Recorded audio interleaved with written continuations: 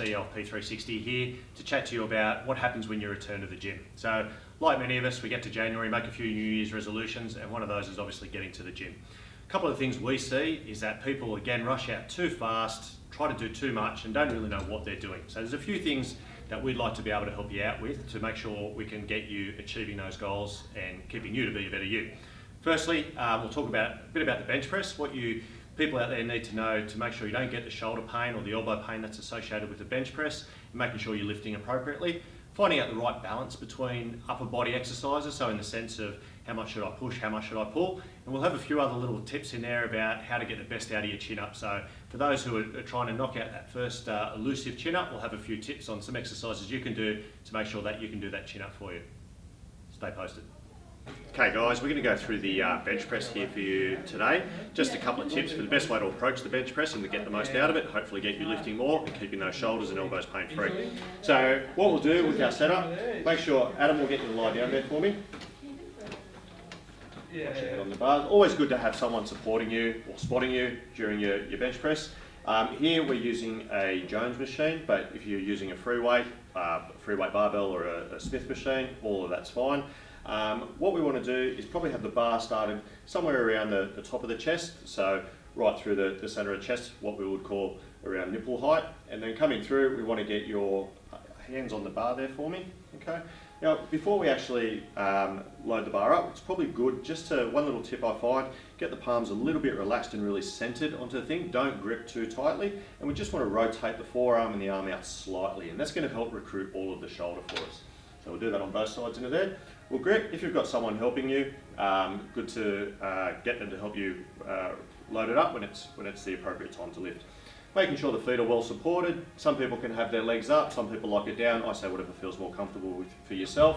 As long as you feel like your back's nice and supported, not overarching, you should be fine with whatever works in there for you. All ready to go? Yep. Okay, so we're just going to lift the weight off and up. Support in, make sure those palms are nice and set again. We want to make sure our shoulders stay nice and relaxed through the top here, no shrugging. And we're going to let the bar lower down. We want to really squeeze through the shoulder blade, so when we get to the low point here, we've got the shoulder blade squeezing right into the bench, and then we're forcefully pushing up. Okay, one, and we'll go down again, into there, and lifting back up, and then help the rack back up in from there. Perfect, thank you. Hey guys, time to go through some chin-ups. Again, just a few little tips for you to try and maximise getting that chin-up out and done safely. For those wishing to attempt a chin-up that haven't done one before, might be a few little tips for things to help progress you into a chin-up, but we'll start with a full chin-up here first. Adam, if you don't mind, grabbing the bar. Okay, so what we want to do here, first we want to have a nice relaxed grip. We don't want to be feeling like we're using our forearms to do all the work. The chin up comes through these muscles here in the back, okay? So we don't want to be putting the pressure on the elbow or the wrist. So we like to maintain a nice, solid but sort of relaxed grip. You don't want to be forcing yourself, pulling up through there. You want to be driving through your shoulder blades.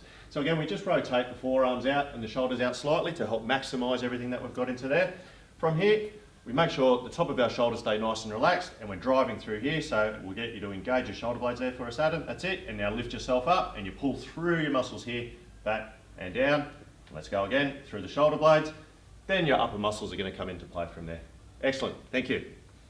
Hey guys, if you're suffering some either shoulder pain or elbow pain while you're doing bench press or shoulder press or chin-ups or anything like that, could be that we're just putting a little bit too much pressure on the tendons in there, and there's a really good way to warm them up. So what we start with the shoulder pain, so we're sort of getting that pain down through the bicep or through the outside of the shoulder.